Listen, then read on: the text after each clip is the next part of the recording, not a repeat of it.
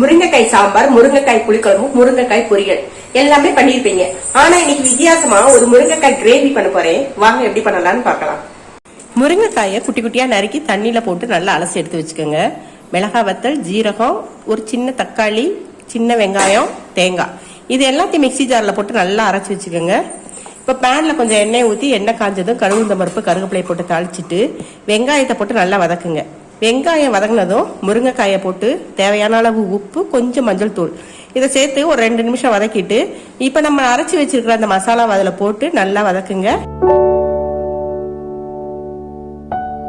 கொஞ்சம் வதங்கினதும் தேவையான அளவு தண்ணியை சேர்த்து மூடியை போட்டு வேக விட்டுருங்க.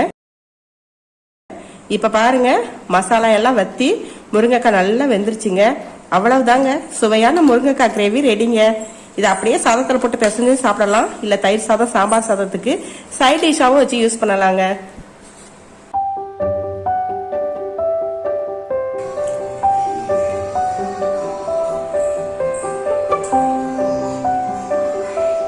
செம்ம டேஸ்ட்டுங்க. இது போல நீங்களும் முருங்கைக்காய் கிரேவி பண்ணி சாப்பிட்டு பார்த்துட்டு டேஸ்ட் எப்படி இருந்துச்சுங்கிறத கமெண்ட்ல சொல்லுங்க.